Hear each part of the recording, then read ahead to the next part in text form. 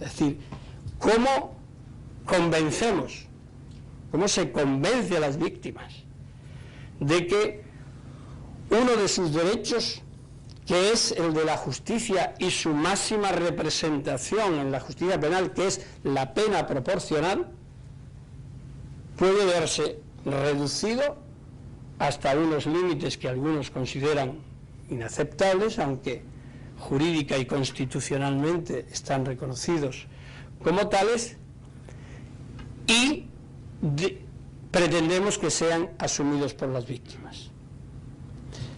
Evidentemente, cuando esto sucede, la única posibilidad de que las víctimas asuman esa reducción en la proporción que deben de ser restituidos con la privación de libertad es que se cumplan al 100% los otros dos aspectos de la ecuación, es decir, la verdad y la reparación. Y dentro de ese límite, que la justicia se aplique al menos con efectividad, contundencia e integralidad. El tercer aspecto, el de la reparación, obviamente su propia expresión indica el significado de la misma. Debe de aspirar a la integralidad, debe de no solo ser sostenible, sino establecer los medios y mecanismos para que las instituciones del Estado puedan dar lugar no solo a la reparación individual, sino a la colectiva, porque también a la colectividad se ha atacado con este tipo de crímenes masivos. Y en esa dinámica nuevamente comienzan a reproducirse todos y cada uno de los problemas de cómo garantizar que las víctimas no solo estén protegidas, sino además que se les provea de un mecanismo de suficiencia para el futuro. Porque, por ejemplo, y volviendo al caso colombiano, si hablamos de desplazamiento forzados de personas, hay 4,5 millones de personas desplazadas como consecuencia del conflicto interno colombiano. 4,5 millones. Es decir, ¿cómo conjugamos esto? ¿Cómo movemos? ¿Cuántas familias desplazadas, destruidas? ¿Cómo se restituye esto? ¿Y cómo restituimos en el ámbito estrictamente material? ¿Cuándo? De bienes se trata, y ha habido todo un mecanismo de ingeniería y de arquitectura financiera que han determinado que todos y cada uno de esos bienes no estén dispuestos para ser reintegrados. Unos están con cargas y gravámenes hipotecarios o de otro orden que los hacen prácticamente inútiles para la reparación. Otros están titulados a nombre de testaferros o prestanombres, o llámesele como se quiera. Otros están en los tan nombrados y nefastos paraísos fiscales, que eso nos daría para una conferencia bastante larga e interesante, sobre todo en los tiempos que vivimos de crisis económica y en la inhibición de instituciones como la Unión Europea para erradicar esos fenómenos y esos paraísos. Y claro, si esto es así, nos lleva a otra derivada. Y me paso al concepto de otra vez, o al elemento de justicia. ¿Qué tipo de justicia? He hablado de cantidad de privación de libertad. He hablado de crímenes de guerra, de crímenes contra la humanidad, de crímenes de genocidio. Pero ¿qué ocurre con los crímenes que dan lugar a estos crímenes? Es decir, ¿qué ocurre cuando estos crímenes van ligados a la explotación arbitraria de recursos naturales o masiva, la explotación de esos recursos a través de mecanismos de corrupción internacional? ¿O qué ocurre cuando esos conflictos se producen y se desarrollan a través del comercio ilegal de armas. ¿Qué sucede con el lavado de activos que se desarrolla casi sistemáticamente en conjunto con este tipo de crímenes? Para eso, desgraciadamente, todavía la comunidad internacional no ha descrito un escenario jurídico universal. Y tenemos que acudir a todos y cada uno de los países y a las regulaciones que establecen. Porque sí hay, aunque no para todos los países en función de que no han ratificado el Estatuto de Roma, sí hay un mecanismo de justicia penal internacional, pero en cuanto a los elementos, en cuanto a los crímenes mencionados de genocidio, lesa humanidad y de guerra, pero no en cuanto a las consecuencias o a la base o a los delitos base que pueden y que de hecho generan este otro tipo de crímenes. Si les pongo un ejemplo, lo van a entender fácilmente aquellos y aquellas que no sepan de demasiado de derecho. En 2004, si no recuerdo mal, hubo un informe de Naciones Unidas que hacía referencia a Uganda y a cómo Uganda había atendido el pago de su deuda externa y cómo había conseguido que ponerse al frente de lo que era la comunidad africana.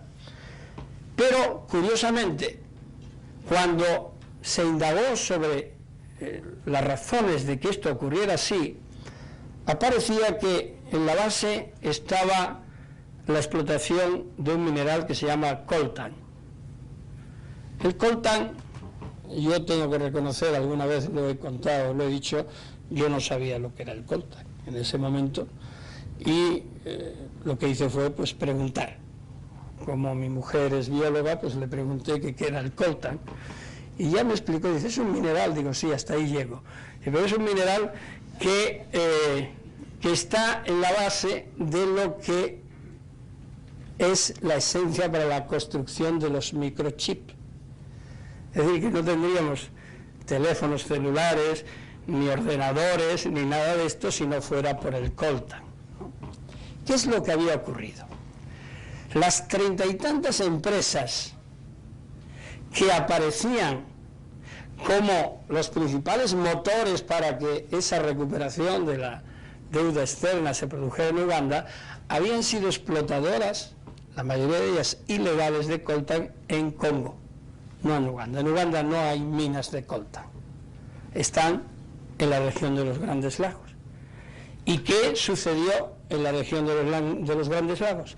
Pues fue el lugar donde ha tenido uno de los mayores genocidios en forma sostenida desde hace ya más de 20 o 25 años. Es decir, la explotación del coltan como recurso natural básico existe en ese país y en Colombia. No hay demasiados países más que tengan este mineral. Pues estaba en la base. ¿Y qué ocurrió? ¿Se ha juzgado a esas empresas por esa explotación ilegal del mismo? No. Por tanto, falta esa gran parte de acción por parte de la justicia en ese ámbito. Bien. ¿Qué ocurre también? Es decir, nosotros ofrecemos a las víctimas, pero ¿cuál es la participación de las víctimas? ¿Cómo se observa o se percibe la participación de las víctimas? ¿Es asumida? ¿Es aceptada? Los que somos fiscales, jueces, o nos dedicamos al mundo de la justicia, realmente, cuando afirmamos que la defensa de las víctimas es lo primero, ¿lo creemos ciertamente? ¿O vienen a constituir un estorbo? Vienen a constituir un estorbo en el sentido de decir, víctimas, ¿y qué tienen que ver en esto? Nosotros sabemos lo que tenemos que hacer. Y hay un concepto autoritario de la administración de justicia por parte de jueces y tribunales. pero no es propio de un país, es generalizado. A la víctima se la ve no como al victimario. El victimario está hiperprotegido en sus derechos fundamentales y así debe ser. Las garantías, ante todo, dan la esencia del Estado de Derecho y establecen los límites en los que nos tenemos que mover. Pero las víctimas se han visto y se han percibido como enemigos. Y no me tengo que ir muy lejos. Para tomar como ejemplo en España, la lucha contra el terrorismo, pues hoy ya es otra cosa. Pero en la primera época, lo único que hacían las víctimas si se personaban en un procedimiento era ser un obstáculo, porque solicitaban, pedían cosas, exigían más investigación. Jueces y fiscales decían, bueno, pero si no es necesario, si nosotros establecemos el marco, pues ya que ocupen su lugar. Es decir, ha habido una desconfianza hacia las víctimas que ha marcado la tardanza en que esos derechos fundamentales de las víctimas se reconozcan en 2005, mientras que los derechos de los justiciables en cada país es diferente, pero desde luego con mucha más antelación se han reconocido como tal y como esenciales a un Estado de Derecho, que yo defiendo. Pero tenemos un déficit importante en el reconocimiento de los derechos de las víctimas, hasta el punto de que hay muchos países en que todavía no existe un estatuto de la víctima, no existe una ley de protección integral de las víctimas. No hay mecanismos que establezcan cuáles son los cauces para que las víctimas puedan participar en la acción de la justicia. O incluso se les prohíbe. En Estados Unidos, ¿sabéis? Es imposible, la acción penal no puede ser iniciada por un particular. Y en muchos países más. Es decir, el monopolio de la acción penal está en poder del Estado, en poder del procurador o del fiscal o del poder judicial en general, o en el amplio sentido. Pero se prohíbe el inicio de la acción de la víctima. Incluso en el Estatuto de Roma, en un principio, más o menos así se estableció. Fue una conquista de la sociedad civil a través de las organizaciones de defensa de derechos humanos, y en particular de las 1.100 organizaciones que por primera vez se pusieron de acuerdo en apoyar el Estatuto de Roma, las que consiguieron que esa participación se produjera.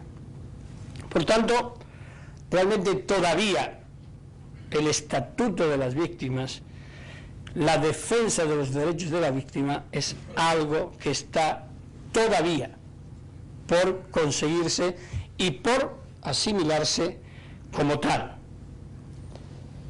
Por ejemplo, en el caso español. En el caso español, dentro de lo que son los que se han conocido como los crímenes del franquismo.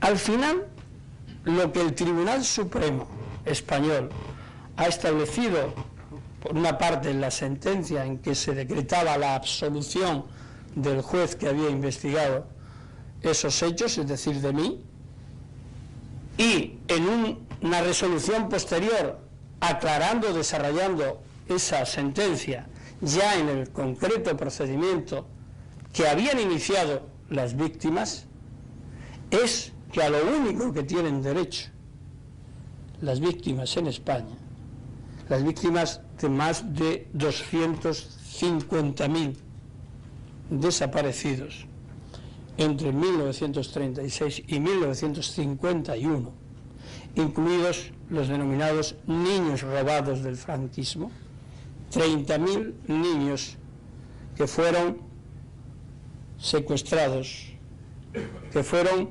robados a sus familias republicanas porque no cumplían los cánones de moralidad